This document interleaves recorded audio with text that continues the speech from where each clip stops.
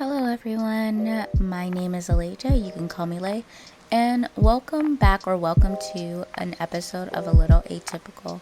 I am so excited for this week because what we're going to be talking about is all things related to relationship to self, and I'm so excited to just switch up the vibe of the content because if I had to choose my favorite part of talking about wellness and self-development, it would be this, if I'm being quite honest. As you can tell from the title, today we are focusing on how to stop being your worst enemy.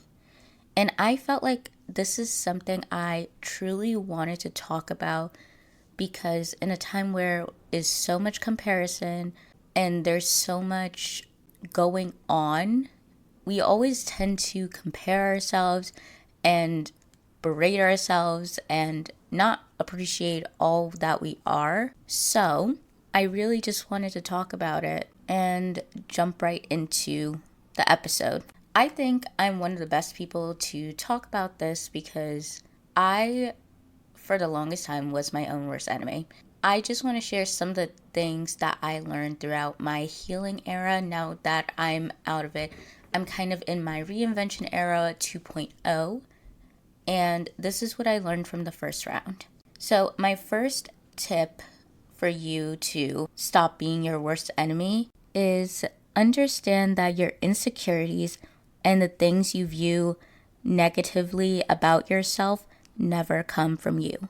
This is something that took me so long to learn because I always just felt so negative about myself. It especially came from I was a kid who spent a lot of time on the internet at a young age, and especially things that I was seeing related to my identity, such as people berating Black women and things like that. Growing up, seeing that as a Black girl really created this thing in my mind where I was always constantly thinking about ways that I could not be stereotypical. So I felt like I never was comfortable with that aspect of my identity because I was always trying not to be seen as negative, always trying not to be viewed in a negative light. So sometimes I don't know how much of my interests, things I enjoy now, and things I like are because I'm me or because I grew up trying to be as unstereotypical as possible. And along with that, there are also things that I did as a kid and things I felt very insecure about, even if it was something I grew up with. Like, for example, when I was younger, I had braids at least 90% of the time. But once I was in middle school, I stopped getting braids because a kid went up to me and was like, "Your hair looks like yarn." And I never had those type of comments because in my elementary school, people who were like me were the majority. And going from that type of environment to an environment where you're the minority, hearing that type of criticism kind of sticks with you for a while. So after that, I pretty much got all sew-ins, and I feel like I was just insecure about that huge part of my identity. In college is really where I started to connect more with that side of me. Identity is the most complex thing. When we do get insecure about our identity, things like our race, our gender, or just anything that's just essentially a part of how we identify, it hits you hard. And it kind of affects the way you operate as a human being. So the point of that little story was to explain that your insecurities never come from you. You're not born with being insecure. You're not born like having those thoughts. Even as a kid, there's still a lot of level of innocence, and you don't really think about yourself or about those things that deeply. Because when I was a kid, if someone did look different from me, truthfully, I didn't really ask questions. I just kind of accepted it. Because truly, it's your environment that kind of causes you to really ask questions, think different because of the things around you. So when you do become insecure, it's kind of like that bubble, that innocence popping as a child. It's just a lot. And I think as people, we tend to hold on to those insecurities due to a fear of not belonging. Because according to our hierarchy of needs, Maslow's theory, of course, there after our basic needs are covered, like food, water, shelter, the next things we need is security and belonging, right? So when we start to feel different and we start to develop our insecurities and view ourselves as negative, it's because we're afraid that because we have those things that we won't belong to anyone. And it's kind of strange because when you think about it, we are in a much more individualistic society due to evolution and things like that. Because before, all humans were just simply hunters and gatherers, and everyone was just trying to survive and provide our most basic needs. But once we added things like hierarchy in civilization, such as like a social status and just like all these things, that's when I really think insecurities really start to form, because then we start to create these systems and start to place value on people, and people were no longer just humans.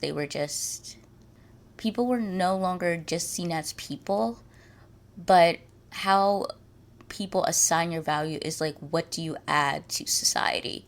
And that's because a lot back then, it was like a very inventive time where they were still looking for new discoveries on how to make life easier, in a sense. And today, I think, even though we are more individualistic, there's still this strong need to belong to a group. Because even when you think about on social media, why we have so much like different types of aesthetics is because we want to have people and be liked and be seen, associated with what's cool, what's interesting, what's popular.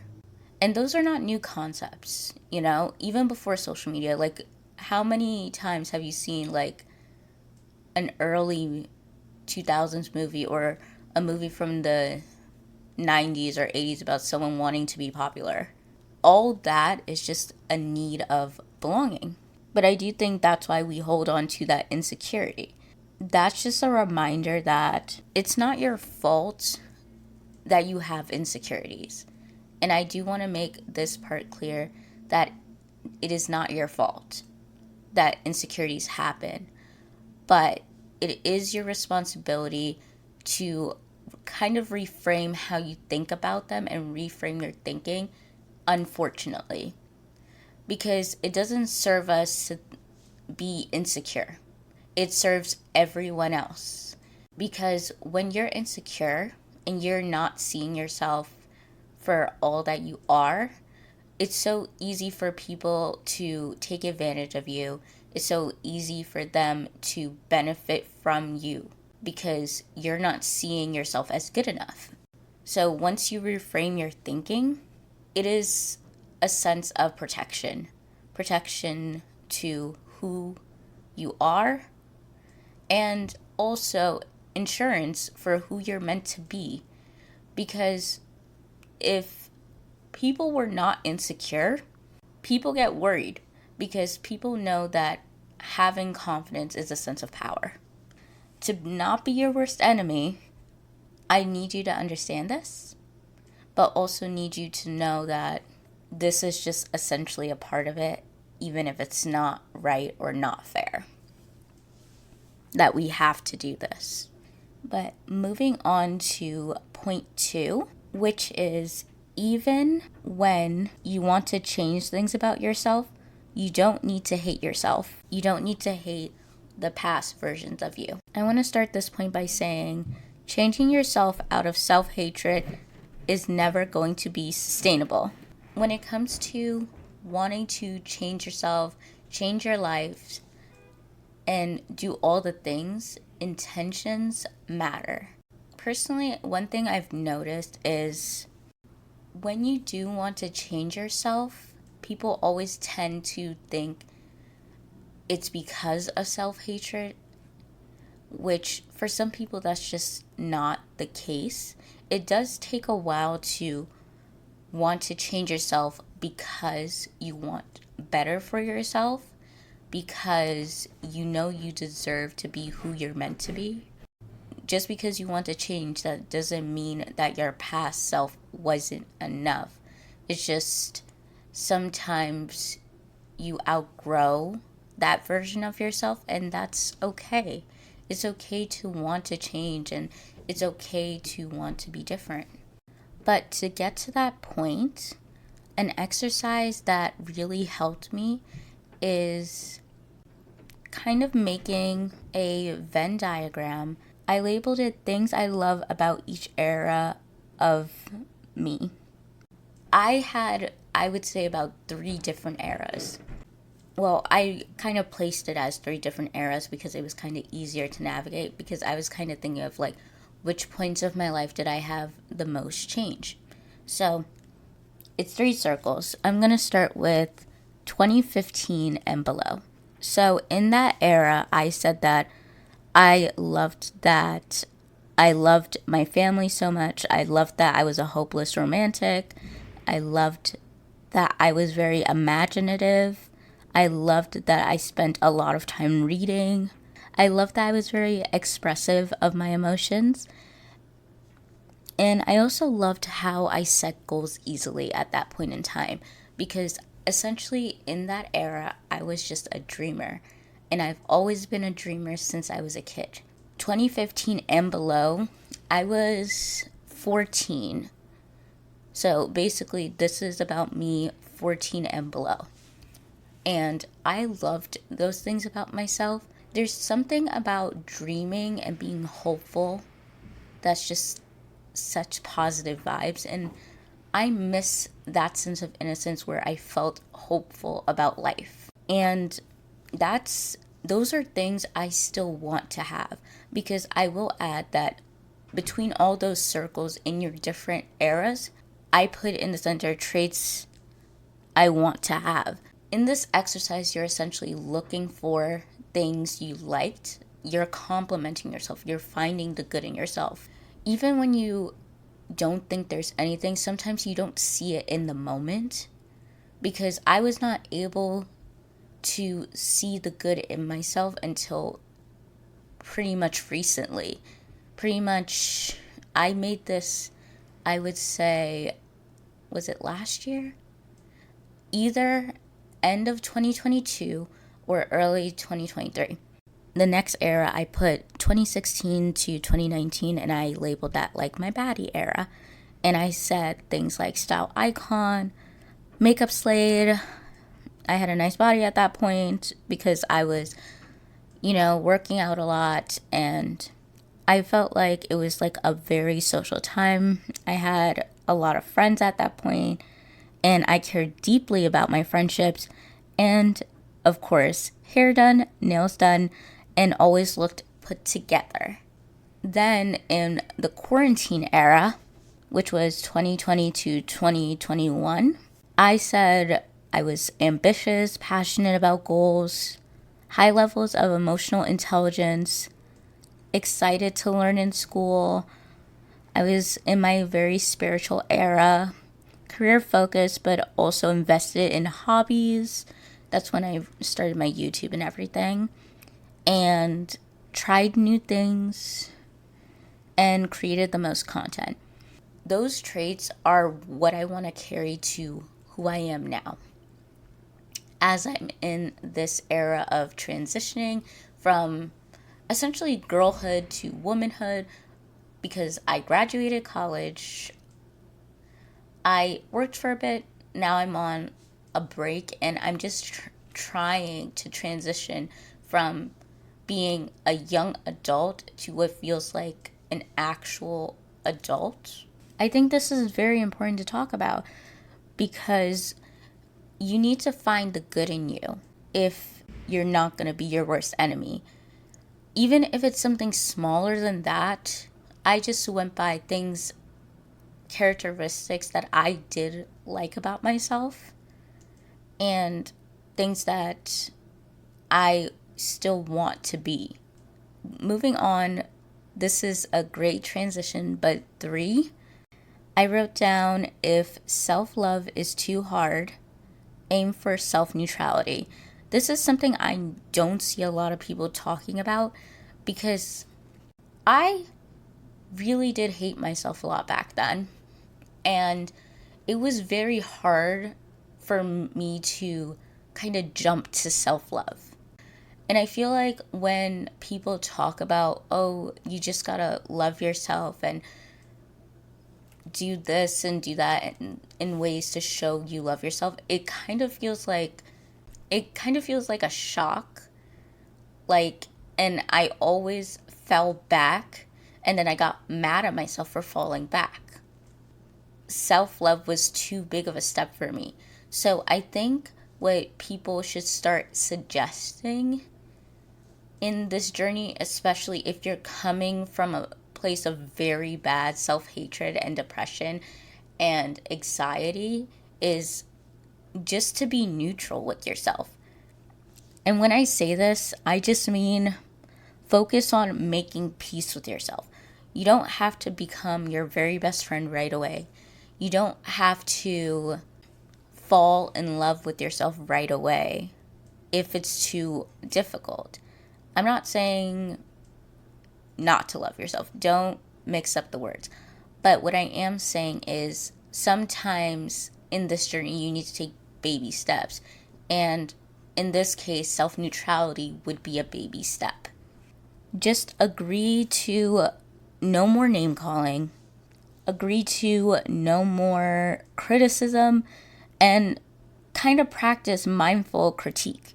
Because, like, for example, I used to call myself the U word, ugly. And like I said, a lot of those times, our insecurities never stem from us.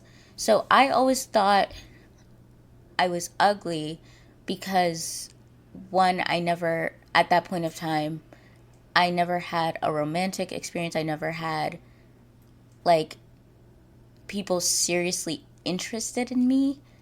It would be like they would talk to me, but to that extent. And also, I felt very invisible among my friends, where they would have a lot of people talking to them. So then that's why I always felt ugly, because I felt unnoticed. When I was starting out, I kind of had to agree not to use that word on myself ever again. And since then, I haven't. I do not call myself ugly. I then started to look for things I did like about how I looked. So I wasn't focused on the things that I was very insecure about. And for me, that thing was my lips. For some reason, that has always been my favorite facial feature. And when I started to do that, I started to buy products. I always liked my lips. And lipstick and lip gloss were kind of like the first things I always wore. And I kind of focused on that. in the sense of like, okay, I like my lips, so how can I highlight them? My beauty routine. How can I make them pop more? Like, what type of lip colors do I want to use? And at the time, it was always dark lipsticks. Like, I loved, like, this burgundy red. I loved fun colors like blue. And I did wild colors, not just because, well, part of it was because of the time, because it was 2016. But the other aspect of it, I liked attention being drawn to my lips. So I always made that the center of my makeup because I was still learning how to do eyes and like the upper half of my face. So I was patient with that area and I was like still learning, but I really like centered in and focused on my lips. So next point number 4 is become more aware of your thought patterns and language. So this is kind of just an extension of the last thing I said. I was noticing I was kind of always calling myself ugly, so I felt ugly. And the things you say and the things you repeat often become what you believe. So being aware of the things you say, especially about yourself, is very important. This is what I like to call your healing era. What I did with this in my own healing era is I kind of did a SWOT analysis on myself. And if you're not a marketing girly, what that essentially means is strengths, weaknesses, opportunities, and threats. I wrote down what my strengths are and what are my weaknesses. I wrote down opportunities I had because of who I am. I wrote down things I felt threatened by. It was a very good exercise to practice because once you have that organized on paper, then your threats are like your insecurities and your fears and your doubts. Your opportunities are things you could be grateful for. It's literally gratitude, you know? And your strength and weaknesses is like, you know, the things you're good at and you know the things that are not your strongest points. And you get to decide whether you want to work on your weak points if that's important to you, or if you want to dive deeper on your strengths. Because when you work on your weaknesses, you're challenging yourself. When you work on your strengths, it's not taking the easier route, but you're playing to your strengths, which is a little different. Like, there's a difference of choosing a career because of your strengths and choosing a career because you like to challenge yourself and you want to build yourself up to work on your weaknesses, is what I'm saying. Another part of the exercise, I like to call it like acknowledging my toxic traits.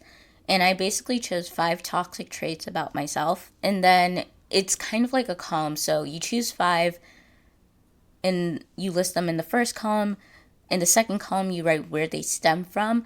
And the last column, you're kind of brainstorming strategies to kind of work on that toxic trait. And I feel like all these are very good exercises to build your self-awareness and to kind of think about yourself in a way that you haven't tried before if you haven't done any of this. Because I know that some people have different levels of self-awareness, so just work on your level. And my last point is practicing forgiveness, compassion, and patience. I think of all things, these 3 things are something that's very important to your journey. Self-love, self-care, journey, whatever you want to call it, because you need to forgive people, you need to forgive yourself, and you just need to forgive yourself for not knowing more at the time, not knowing better at the time. Forgive your mistakes because everyone makes them, and I think that we're harsher on ourselves for every mistake we make. So it's just important to practice forgiveness and then practice compassion and kindness because that's something everyone needs, and to give yourself grace. And of course, patience for when you're working towards the changes you want to make in your life. Because I do think that is the hardest part about whatever journey you're on. When you're trying to change your life, when you're trying to improve, is the patience that comes with the changes. Because then you're like, why isn't this working? Why isn't it working fast enough? And I do think that those things are essentially how we stop being our worst enemy, especially patience. Because it takes time for you to learn about yourself, to grow, and to all you can do in the meanwhile is just keep trying your best. Okay? But that is all for today, and let's get into the card pull of the episode. So, for today, I used the self-care deck, and the card we got was number 17, which is create art. So the mantra that comes with this says, I am an artist creating a masterpiece that is called my life. That is such a good phrasing. But anyways, I'm going to continue on reading. We are all artists, creators of the lives we are leading, and many works of art within them. To gain more confidence in your inner artist, look for opportunities to create art for your own pleasure. Consider signing up for a local art workshop or gather some supplies to create art at home. If you are unsure where to start, try representing your surroundings, favorite things, or current state artistically. When you are ready to go deeper, express a feeling or a memory you would like to transmute or connect with through art. You can keep your creation simple by drawing with a pen and paper, or be more elaborate and colorful with paint, sculpture, or mixed media. You can even be more creative about the way in which you create art by using natural props such as leaves, branches, and stones. Even rock stacking by the river is a form of art. Feel into which artistic modality will allow you to express yourself in the most meaningful way. Journal prompt. What blocks, real or imagined, stop you from making art? What practical steps can you take to work through these blocks? I felt like that one was the perfect one, because when we're talking about how to stop being our own enemy, I think creating art and just allowing ourselves to work through that feeling, our negative emotions, is so peaceful. Anyways, so moving on to what I'm grateful for. I am grateful for all the books I have, because all the books, whether it's self-help or more on the spiritual side or philosophy, or if it's just simply like fiction, like a little romance or a mystery type book, it just fuels my mind in the best way possible. And I just love books and I love reading. That is what I'm grateful for. So thank you for listening. If you're watching on YouTube, please don't forget to like, comment, and subscribe. If you're tuning in on Spotify, thank you so much. And don't forget to head over to my YouTube channel where I have more content.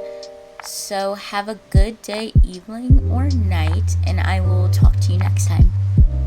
Okay, bye.